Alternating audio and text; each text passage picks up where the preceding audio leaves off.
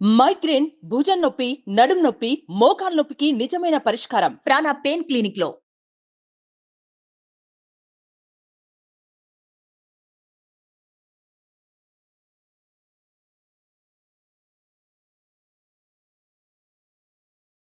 తులారాశి.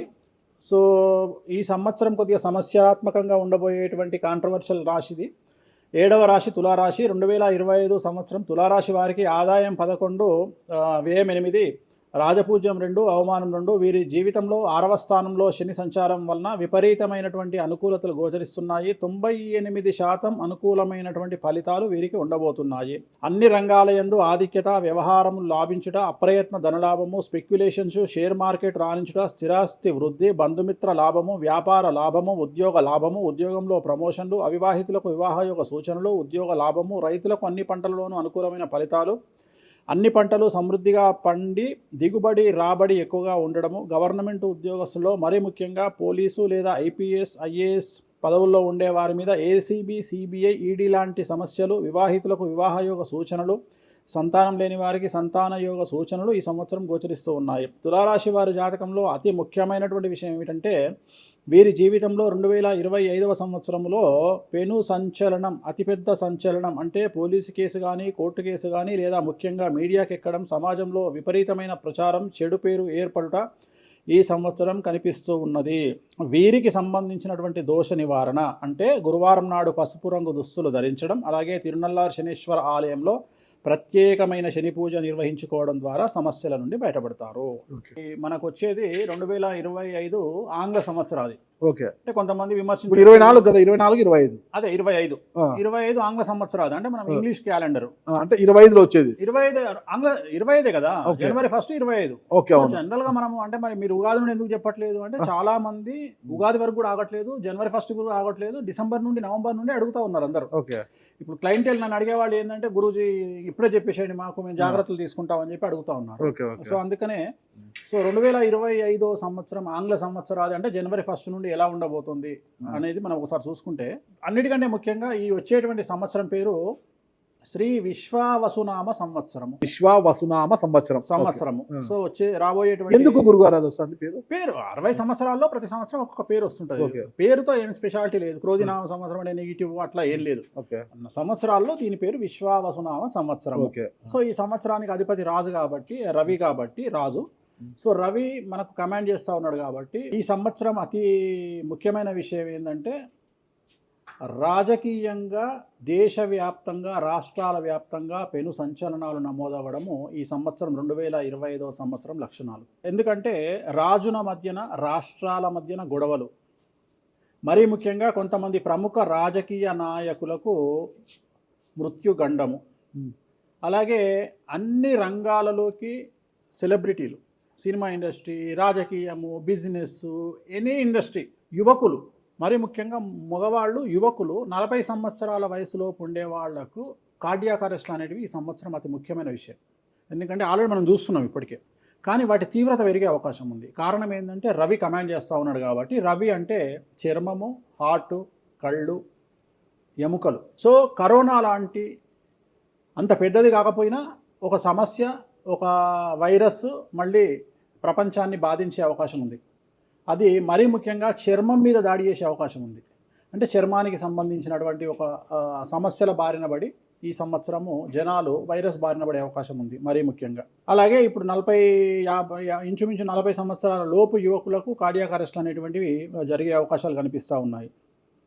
అలాగే ఈ సంవత్సరం గుండెపోటు వల్ల మరణాల సంఖ్య చాలా ఎక్కువ. ఇదంతా 2025 జనవరి నుంచి ఎగ్జాక్ట్లీ. అలాగే ఈ సంవత్సరము ఎండల తీవ్రత చాలా ఎక్కువ, విపరీతమైనటువంటి ఎండలు ఉండే అవకాశం ఉంది. అలాగే ఈ సంవత్సరాలు ప్రపంచవ్యాప్తంగా అగ్నిపర్వతాల పేలుడు అనేటువంటిది ఈ సంవత్సరం గమనించాల్సినటువంటి విషయం. అలాగే ఈ సంవత్సరం మంచు పర్వతాలు కరగడం వల్ల వాతావరణంలో మార్పులు గమనించాల్సి ఉంటుంది ఈ సంవత్సరం. అలాగే అమెరికా దేశానికి విపరీతమైనటువంటి గాలి తుఫానులు, వరదలు ఈ సంవత్సరం కనిపిస్తూ ఉన్నాయి. అలాగే 1-2 దేశాల మధ్యన యుద్ధ వాతావరణం ఖచ్చితంగా ఉండి తీరుతుంది, లేదా యుద్ధం జరుగుతున్నాయి కదా, అది ఇంకా పెరుగుతుంది. ఇప్పుడు ఉన్నదానికంటే తీవ్రత పెరుగుతుంది అనేది. అలాగే మనకు 2025 సంవత్సరంలో సెప్టెంబర్ 7వ తేదీ 2020 5వ సంవత్సరం ఆదివారం రాహుగ్రస్త సంపూర్ణ చంద్రగ్రహణం ఏర్పడుతుంది. ఇది కుంభరాశికి వ్యతిరేకమైన ఫలితాలు ఇస్తుంది. అలాగే వచ్చే సంవత్సరం అంటే 2025వ సంవత్సరంలో మే 9వ తేదీ నుండి సరస్వతి నదికి పుష్కరాలు అనేటువంటివి ఏర్పడతా ఉన్నాయి. ఈ సంవత్సరము రాజకీయ నాయకులకు సంబంధించి మరీ ముఖ్యంగా ఇందాక మనం మాట్లాడుకున్నట్టుగా పవన్ కళ్యాణ్ గారికి ఏలినాటి శని వెళ్ళిపోతుంది. అలాగే లోకేష్ గారి జాతకరీత్యా, పవన్ కళ్యాణ్ గారి జాతకరీత్యా విపరీత రాజయోగం అనేటువంటిది కనిపిస్తూ ఉంది. జగన్మోహన్ రెడ్డి గారికి లేదా రాజయోగం వల్ల? ఇప్పుడు లేదు, ఈ సంవత్సరం లేదు. ఓకే, అంటే 2025వ సంవత్సరంలో లేదు. 29 కన్నా ఉందా? 20 అది మన తర్వాత మాట్లాడుకో. ఓకే 25లో మాత్రము నేను అనేది ఏంటంటే ఇప్పుడున్న స్థాయి కంటే వీళ్ళిద్దరికి ఇంకా పై స్థాయికి వెళ్ళే అవకాశం ఉంది. లోకేష్ బాబు కానీ పవన్ కళ్యాణ్ గారు కానీ. అదే నాకు అర్థం కావడం, వాళ్ళిద్దరు మంత్రులే, మంత్రి. నాకు అర్థం కాదు ఇప్పుడు ఉన్నటువంటి పదవుల కంటే కూడా గొప్ప పదవులను వీరు పొందేటువంటి అవకాశాలు కనిపిస్తున్నాయి. రాజ్యసభ తీసుకుని కేంద్రానికి వెళ్తారా? కేంద్ర మంత్రులు అవుతారా? కేంద్ర మంత్రులు వెళ్తారా? పెద్దదే కదా, కేంద్ర మంత్రి అనేది పెద్దది కదా. సో అది ప్రభాస్ గారి జాతకంలో చాలా అనుకూలమైనటువంటి ఫలితాలు, శుభవార్తలు వినేటువంటి అవకాశాలు కనిపిస్తా ఉన్నాయి. వివాహం అవుతుందా చెప్పలేము, ఎందుకంటే తులారాశి కాబట్టి వివాహం కావచ్చు. సో ఫ్యాన్స్ కి ఇది పండగనే, పెద్ద పండగనే. ఓకే, సో ఇది ఓవరాల్ గా ఇంకా బేసిక్ డీటెయిల్స్. అట్లా ఎక్కువగా ఒక పూజ మాత్రం ఎక్కువగా చెప్పారు, చాలా మంది కూడా చెప్పారు. తిరునల్లార్ శనీశ్వర ఆలయం, శని ఎఫెక్ట్. ఓకే, ఎక్కువ మందికి తిరునల్లార్ చెప్పిన అక్కడ ఎంత 450 రూపాయలు ఉంటుంది పూజ. అది తిరునల్లార్ పాండిచ్చేరిలో ఉంటుంది, అక్కడికి వెళ్ళి పూజ చేసుకుంటే సరిపోతుంది. ఇది పేరును బట్టి ఈ రాశుల ప్రకారం ఇలా ఉంటుందని మీరు రాశారా, లేకపోతే వాళ్ళ డేట్ ఆఫ్ బర్త్ ప్రకారం? నక్షత్రం బట్టి, నక్షత్రాలు. నక్షత్రాలు వాళ్ళకి అర్థమైపోతుంది, వాళ్ళ నక్షత్రాన్ని బట్టి. అశ్విని నక్షత్రం మేషరాశి, భరణి నక్షత్రం మేషరాశి, పుష్యమి నక్షత్రం కర్కాటక రాశి. మీ రాశి నా రాశి ఒకటే.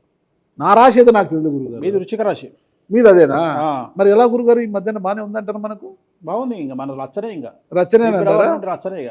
ఎట్లా రచ్చ? ఇంత వివాదాలు అవుతున్నాయి, ఏం కథ అసలు?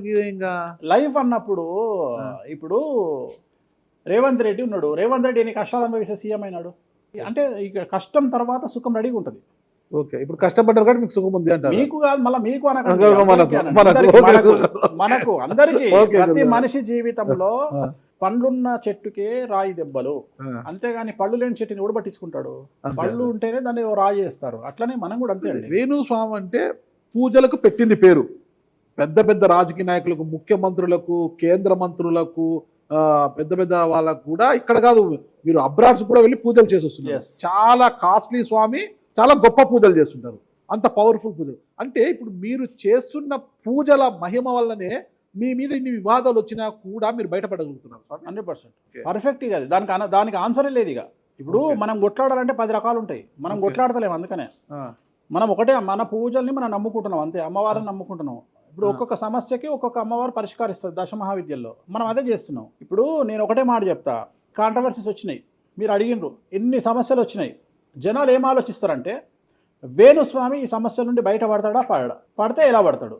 నేను ఒకటే అనుకుంటున్నా, ఇంతమందికి పూజలు చేసి వాళ్ళ సమస్యల నుండి బయటపడడానికి ప్రయత్నించే నేను, నాకు వచ్చిన సమస్యను కూడా అదే పూజల ద్వారా బయటపడడానికి ప్రయత్నం చేస్తున్నాను. అంటే వివాదాలు చుట్టుముడుతున్నాయి, సోషల్ మీడియాలో వైరల్ అవుతున్నాయి, ఉమెన్ కమిషన్ మీ మీద ఫిర్యాదులు చేశారు. ఇన్ని చేసినా కూడా ఎక్కడా మీకు ఉచ్చు బిగుసుకోవడం లేదు, బయటపడుతున్నారు.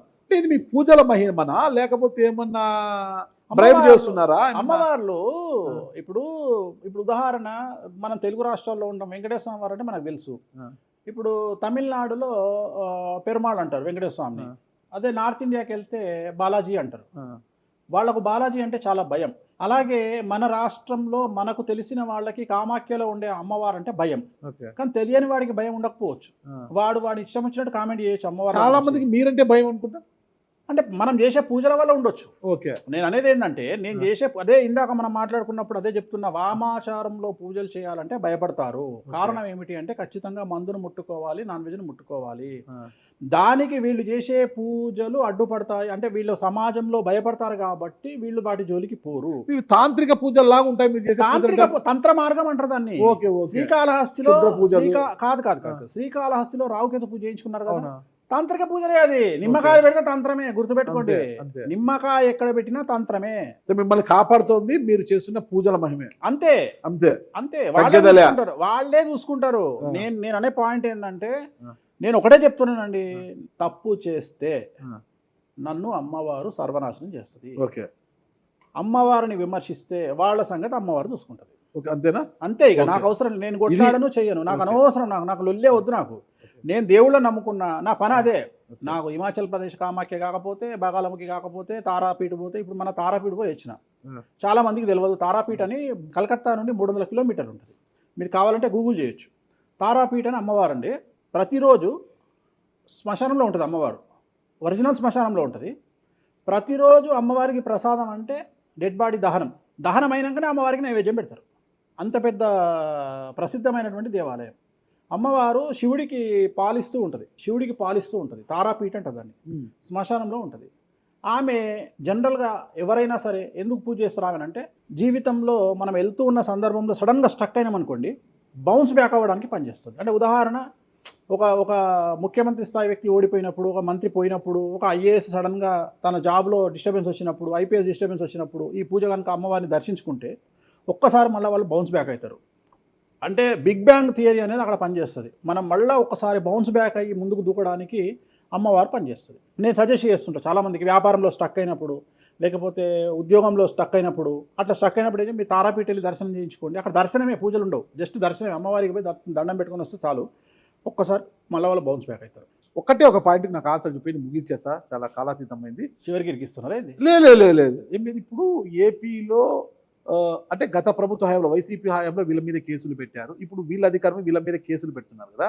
ఈ కేసుల పరంపర ఇలా కొనసాగి జగన్మోహన్ రెడ్డి గారు జైలుకి వెళ్ళే అవకాశం ఉంది. వచ్చే సంవత్సరం మే 9వ తేదీ వరకు అవకాశం ఉంది, దాటితే లేదు. ఇది ఓవరాల్గా వేణుస్వామి గారు ఇచ్చారు. మీకు ఏదైనా అనుమానాలు ఉన్నా డైరెక్ట్గా వేణుస్వామి గారికి ఫోన్ చేయండి, మీ అనుమానాలను నివృత్తి చేసుకోండి. థ్యాంక్ యూ గురుగారు, నమస్తే.